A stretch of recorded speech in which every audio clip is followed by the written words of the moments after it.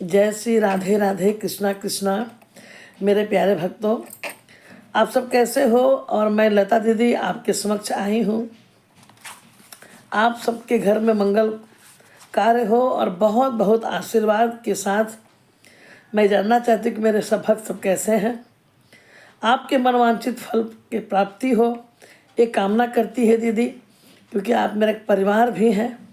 साथ ही कार्तिक महीना चल रहा है और कार्तिक महीने में कितने भी उपाय मैंने बताए हैं कि इसके उपाय करने से अनेक अनेक यज्ञ की, दीपदान की, ये सब की बहुत करने से बहुत फल की प्राप्ति होती है। ये इतना ही पुण्य वाला महीना है। तो आज मैं आपके समक्ष कार्तिक माह के ये 35 अध्याय हैं।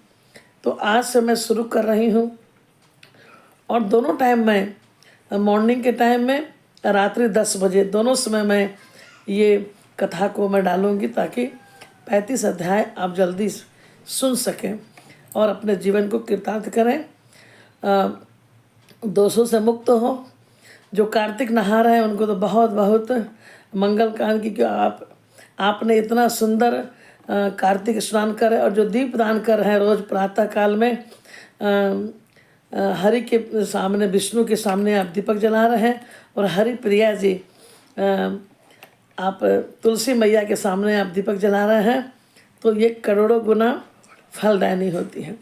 तो सबसे पहले कार्तिक माह का महात्म्य के बारे में पहला अध्याय आज का आप सभी सुनेंगे और सुनकर इसे शेयर करेंगे, इससे भी फल की प्राप्ति होती है। तो ये कथा सुनाने वाले हैं सूत जी, और ये कथा हो रही है नैमिषारण्य तीर्थ में, जहाँ 88,000 शौनका आदि ऋषियों बैठे हैं और वहाँ पे ये कार्तिक मास के विस्तार से कथा सुना रहे हैं, जिसे सुनकर मनुष्य सभी पापों से मुक्त हो जाता है और पाप उसके खत्म हो जाते हैं और वैकुंठ की प्राप्ति होती है। तो नैमिषारण्य में श्री सूत जी महाराज 88,000 शौनक का जो ऋषि मुनि है से बोले कि मैं आपको, जैसे मैं अभी आपको सुना रही हूँ, तो वो सब ऋषियों को कह रहे हैं कि मैं आज आपको कार्तिक मास के बहुमूल्य महीना के बारे में विस्तार से मैं कथा सुनाता हूँ, जिसके 35 अध्याय हैं। इसको सुनने से व्यक्ति के सारे पाप कट जाते हैं और वो वैकुंठ की प्राप्ति होती है। तो सूत जी बोलते हैं कि श्री कृष्ण जी के आज्ञा से लेकर देवर्षि नारद जी चले जाने के बाद सत्यभामा प्रसन्न होकर लक्ष्मीपति से कहती, हे नाथ, मैं धन्य हुई, मेरा जीवन सफल हो गया। मेरे जन्मदाता भी धन्य हैं, जिन्होंने मुझ जैसी त्रिलोक की सुंदरी को जन्म दिया, जो कि आपकी 16 सशस्त्र स्त्रियों के मध्य में आपकी परम प्यारी पत्नी बनने का सौभाग्य प्राप्त हुआ। मैंने वो कल्प वृक्ष आदि पुरुष आपके साथ नारद जी को विधि पूर्वक दान में दे दिया, परंतु वही कल्प वृक्ष मेरे घर लहराया करता है, जिस बात को मृत्युलोक में कोई भी स्त्री नहीं जानती। हे त्रिलोकीनाथ, मैं आपसे कुछ पूछना चाहती हूँ।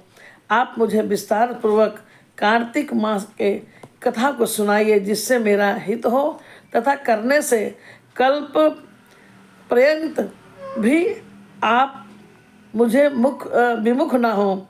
सूत जी बोले, सत्यभामा के ऐसे वचनों को सुनकर हंसते हुए श्री कृष्ण भगवान जी सत्यभामा का हाथ पकड़कर तथा अपने सेवकों को वहीं रोककर विलास युक्त अपनी पत्नी को कल्प वृक्ष के नीचे ले गए और हंसकर कहने लगे, हे प्रिय, 16,000 रानियों में से मुझे तुम प्राणों से प्यारी हो। तुम्हारे लिए मैंने इंद्र से तथा देवताओं से भी विरोध किया तथा हे कांते, जो बात तुमने पूछी है उन अद्भुत बातों को सुनो। सूत जी बोले, एक दिन श्री कृष्ण भगवान ने सत्यभामा की प्रिय कामना के लिए गरुड़ पर सवार होकर इंद्रलोक जाकर कल्प वृक्ष मांगा। तब इंद्र के मना कर देने पर गरुड़ का इंद्र से घोर युद्ध हुआ। सत्यभामा जी को कल्प वृक्ष चाहिए था जो इंद्र के पास था। अब इंद्र से घोर युद्ध हुआ और गोलोक में गरुड़ जी ने गौओं से युद्ध किया। गरुड़ जी की चोट से उनके कान और पूंछ कट के गिर पड़े। उनके उर्धीन से 3 वस्तु उत्पन्न हुई। किनके? गरुड़ जी की चोट से उनके कान और पूंछ कटकर गिर पड़े। उनके ही उस अंग से, कान से तंबाकू, पूंछ से गोभी और खून से मेहंदी, इन 3 चीज प्रकट हुआ। इन 3 चीज़ों को प्रयोग करने से मोक्ष की प्राप्ति नहीं होती है। तब गौओं ने भी क्रोध में भड़कर गरुड़ जी को मारा, जिससे उसके 3 पंख टूट गए। और उसके पहले इनके पहले पंख से नीलकंठ, दूसरे से मोर और तीसरे से चकवा चकवी उत्पन्न हुए। हे प्रिय, इनके दर्शन मात्र से ही शुभ फल की प्राप्ति होती है। यह सुनकर सत्यभामा बोली, हे प्रभु, मैंने पिछले जन्म में कौन से दान, व्रत व जप नहीं किए? मेरा कैसा स्वभाव था तथा मैं किसकी पुत्री थी और मुझे मृतलोक में जन्म लेना पड़ा? मैंने ऐसे कौन से शुभ कार्य किए जिससे आपकी अर्धांगिनी होने का सौभाग्य प्राप्त हुआ? कृष्ण बोले, हे प्रिय, जो तुमने पूर्व जन्म में शुभ कर्म किए हैं मैं विस्तार से बताता हूँ।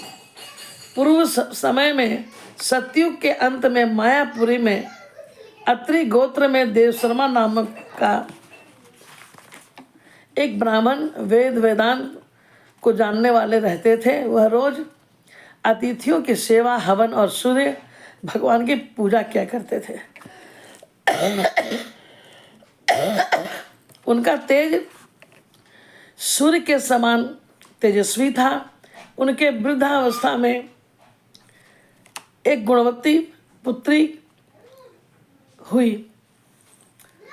उसका विवाह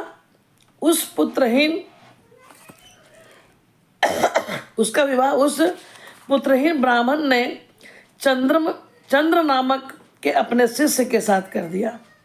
बहुत बुजुर्ग अवस्था में उनको एक पुत्री हुई और वो अपने ही शिष्य चंद्र, जिसका नाम था, उसके साथ उनका विवाह कर दिया। चंद्र को अपने पुत्र के समान मानता तथा चंद्र भी उसे अपने पिता के समान सम्मान करते थे। एक दिन वे दोनों कुश और समधिया लेने के लिए वन को गए। हिमालय की तलहटी में भ्रमण करते हुए उन्होंने एक राक्षस को आता हुआ देखा। उस राक्षस के भय के मारे उनके सब अंग स्थिर हो गए और भागने में असमर्थ हो गए। तब उस काल के राक्षस ने उन दोनों को मार डाला। उनके धर्मात्मा होने के कारण मेरे पार्षद उनको मेरे वैकुंठ में ले आए, क्योंकि उन्होंने आजीवन सूर्य भगवान की पूजा की थी। उस कर्म से मैंने दोनों पर अति प्रसन्न हुआ। शिव, सूर्य, गणेश जी, देवी, इन सब देवताओं की पूजा करने वाले सब स्वर्ग को प्राप्त होते हैं।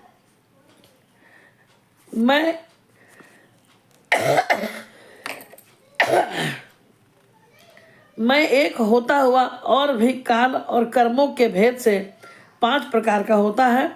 जैसे एक देवदत्त, पिता, भ्राता आदि नामों से बोला जाता है।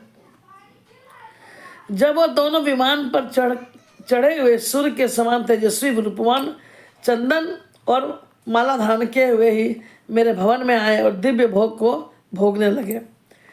मैं बोलिए श्री हरि भगवान की जय। ये आपका पहला अध्याय यहाँ पर समाप्त हुआ। इसको आप किताब भी लेकर पढ़ सकते हैं, और अगर नहीं तो आंखें बंद करके आप ये सुने। ये पहला अध्याय को सुनने के बाद आप जाके तुलसी माँ को जल डाल सकते हैं, या आप इसे फिर किसी को शेयर कर सकते हैं। या आजकल तो इतना ऐसा ज़माना है कि आप आराम से मोबाइल को ऑन करें और सुन सकते हैं। तो आपको कैसा लगा पहला अध्याय? जय श्री राधे राधे, जय श्री कृष्णा।